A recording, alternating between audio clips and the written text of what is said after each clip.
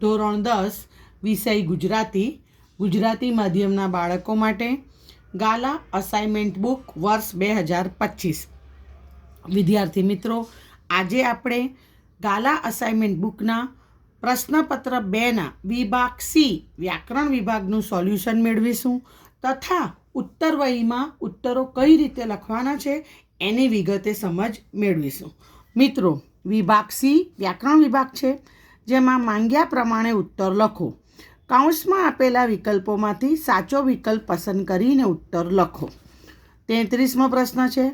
33 થી 40 વૈકલ્પિક પ્રશ્નો છે, એ યાદ રાખવા. અહીં જો 33મો પ્રશ્ન છે, નીચેના શબ્દોની સાચી જોડણી શોધીને લખો. કયા નંબરનો પ્રશ્ન છે? તો 33. 33ના અંદર 2 આપણને જોડણી પૂછાઈ છે.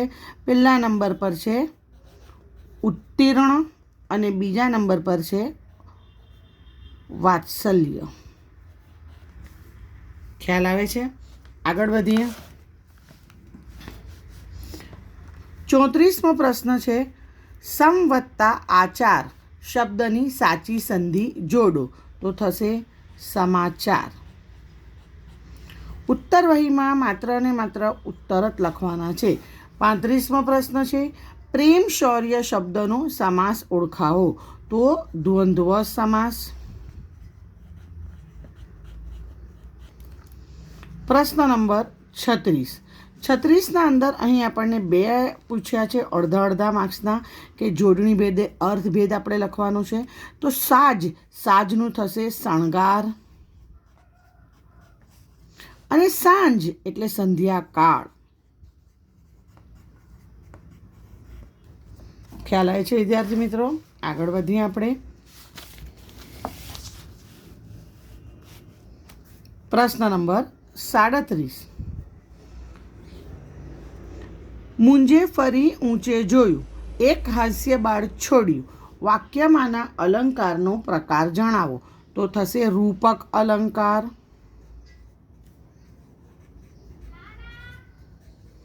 પ્રશ્ન નંબર 38. ભજન શબ્દમાં કયો પ્રત્યય રહેલો છે તે જણાવો. તો પર પ્રત્યય.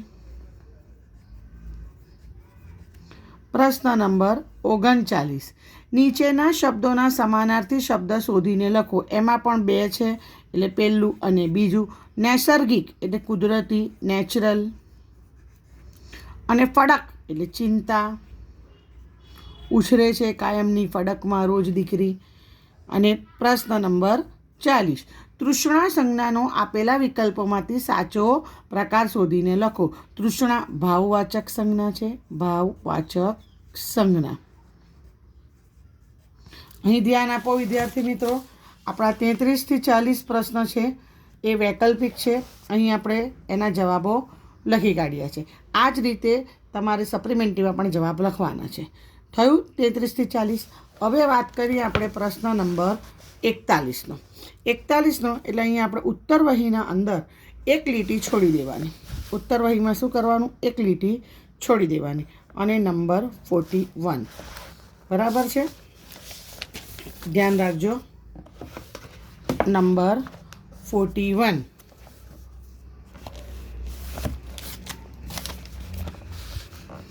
નીચેના રૂઢિપ્રયોગનો અર્થ જણાવો. હાથ ન ધરવો એટલે માંગવું નહીં. અહીંયા લખવાનું 41માં માંગવું નહીં. પ્રશ્ન નંબર 42. નીચે આપેલ કહેવતનો અર્થ લખો. મોરના ઈંડાને ચિતરવા ન પડે એટલે સાચી વાતને જાહેરાતની જરૂર નથી. સાચી વાતને જાહેરાતની જરૂર નથી. પ્રશ્ન નંબર 43. નીચેના શબ્દ સમૂહ માટે એક શબ્દ લખો. ઘોડે સવાર જેમાં પગ રાખે છે તે કડું. પેંગડું.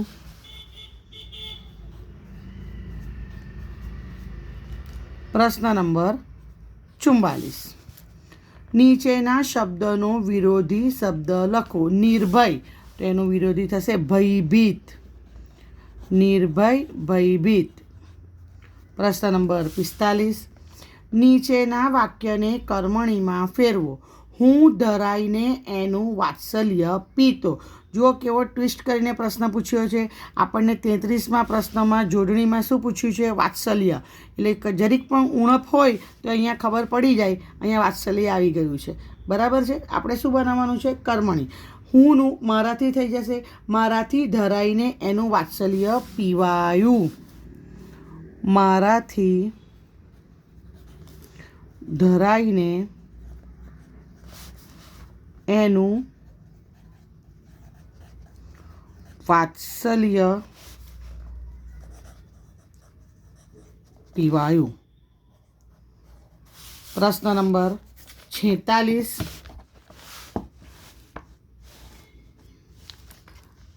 નીચેના શબ્દનો પ્રશ્ન નંબર 46. નીચેના તળપદા શબ્દનું શિષ્ટ રૂપ લખો.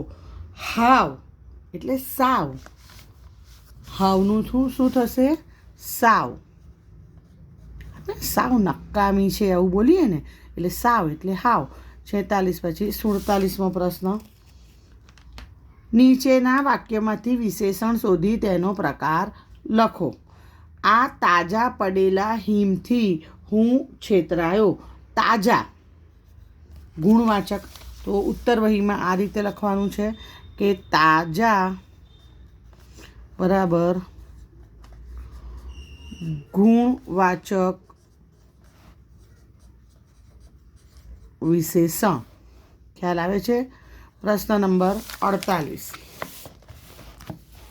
પ્રશ્ન નંબર 48. નીચેના વાક્યમાંથી ક્રિયા વિશેષણ શોધીને તેનો પ્રકાર જણાવો. આસાનીથી મળેલા ધનની કિંમત સમજાતી નથી. શું લખ્યું છે? આસાનીથી. ક્લિયર ખબર પડે છે? મળેલા ધનની કિંમત સમજાતી નથી. ઘણી વખત એવું થાય છે કે આપણે પ્રકાર લખી કાઢીએ છીએ અને શબ્દ શોધવાનું ભૂલી જઈએ છીએ. અહીંયા યાદ રાખો કે અડધો માર્ક્સ વિશેષણ શોધવાનો છે, અડધો એના પ્રકાર લખવાનો છે. અડધો માર્ક્સ ક્રિયા વિશેષણ શોધવાનો છે, અડધો માર્ક્સ એના પ્રકાર લખવાનો છે. એટલે 48માં આસાનીથી રીતિદર્શક ક્રિયા વિશેષણ. ઓકે, આગળ વધીએ આપણે. પ્રશ્ન નંબર 49. વિજ્ઞપ્તિ શબ્દના ધ્વનિ ઘટકો એટલે કે સ્વર અને વ્યંજન છૂટા પાડો. તો અહીંયા વ વત્તા ઈ. હવે જ્ઞ હોય ને તો જ્ઞમાં આપણે 3 શબ્દ પહેલાં પણ કહેલું હતું, જ, ગ ને અ. બરાબર. વિજ્ઞપ્તિમાં જ્ઞનું આ તમને મેં કહ્યું. પછી ય વિજ્ઞપ વત્તા ત વત્તા ઈ. પ છે પ. વિજ્ઞપ્તિ. હવે યાદ રાખો, જે વ્યંજન છે એ ખોડા કરવાના, સ્વરને આમ જ રહેવા દેવાનું. ખ્યાલ આવે છે? ઓકે.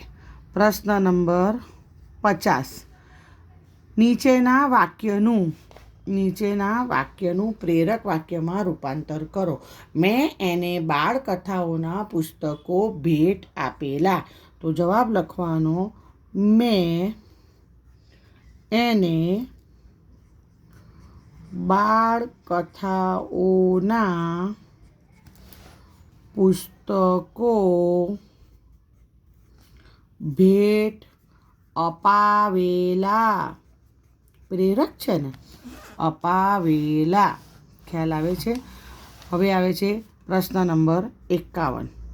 51માં છે નીચેની પંક્તિમાં રહેલો છંદ ઓળખાવો. અંતરની એ રણ પર કોની પડે હથોડી ચેતન રૂપ.